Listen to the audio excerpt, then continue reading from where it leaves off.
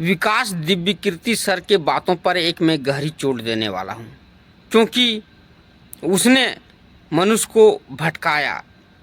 वह निश्चिंत ही एक बहुत महान शिक्षक है।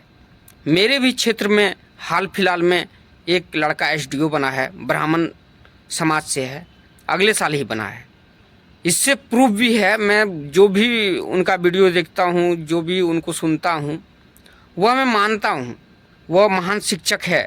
और सबूत भी मिल गया, क्योंकि मेरे ही बगल वाले गांव से एक लड़का एसडीओ बना है, इसलिए वो निश्चिंत महान शिक्षक है। लेकिन उन्होंने एक बात कहा है कि कोई भी दार्शनिक और कोई भी वैज्ञानिक इस संसार, इस ब्रह्मांड को नहीं जान पाया है। और किसी ने बताया कि मैं जान गया हूँ, वह सिर्फ एक मजाक है।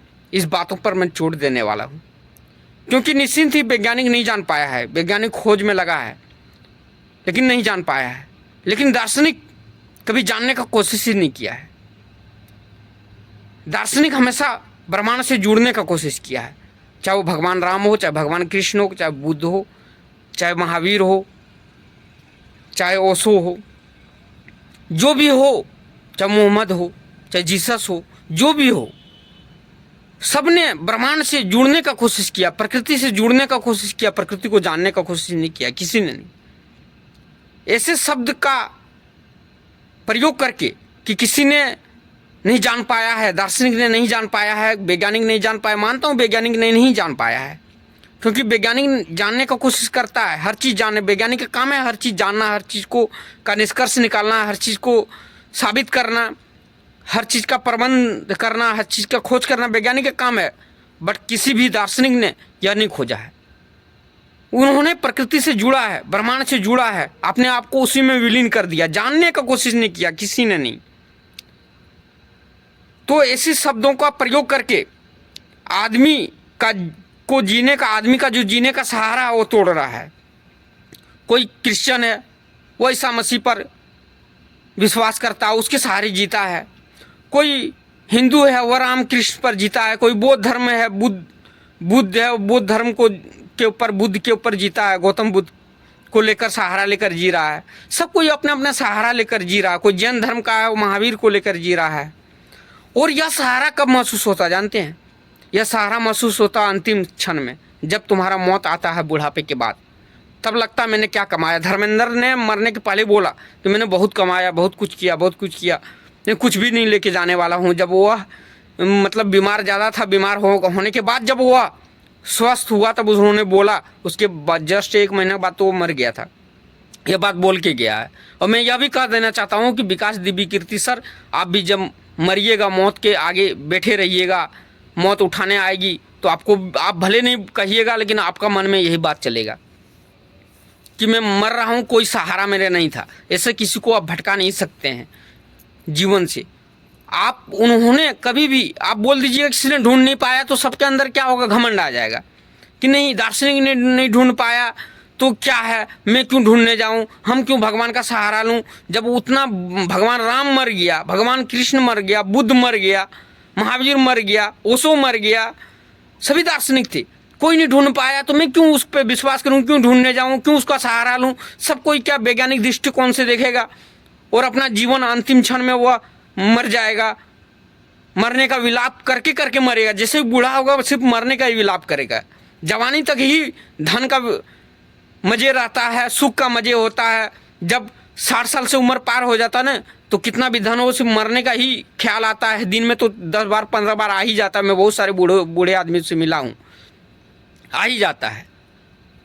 और मैं यही कहने चाहता हूँ कि ईश्वर जो है ना, वह अनेक रूप में है।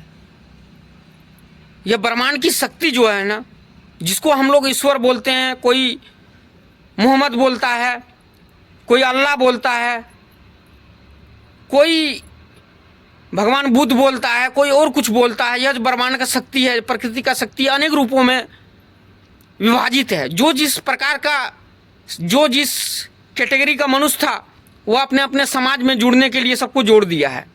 सब एक दूसरे के सहारे जी रहा है। और आप इस प्रकार का किसी को बेसहारा नहीं कर सकते हैं, इस प्रकार का किसी को जीवन से नहीं भटका सकते हैं। और मैं क्या कहना चाहूँगा,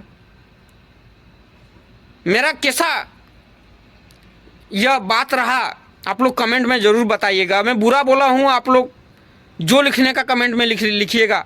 अगर मैं सही बोला हूँ तो जो लिखने का सही बात वो लिखिएगा, बिल्कुल छूट है।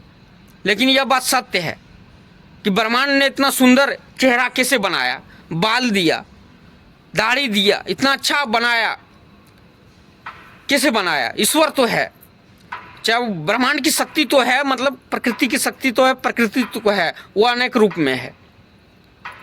और कोई भी दार्शनिक ने यह बात जानने का कोशिश नहीं किया, ने सबने प्रकृति में मिल जाने का कोशिश किया। सबने एक ही बात बोला कि अपने को प्रकृति में मिला दो, अपने को ब्रह्मांड में मिला दो, अपने को मत बन के रहो।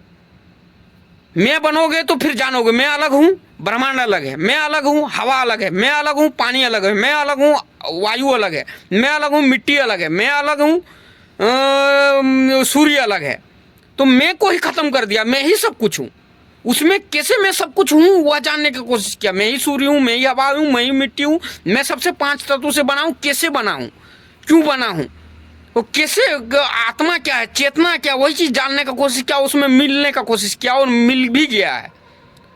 मैं ओशो का भले नहीं बात करूं, लेकिन भगवान कृष्ण क्या आप मानते, नहीं मिला, भगवान राम नहीं मिला, भगवान बुद्ध नहीं मिला है, सब मिल गए हैं, सब प्रकृति में मिल गए हैं, विलीन हो गए हैं।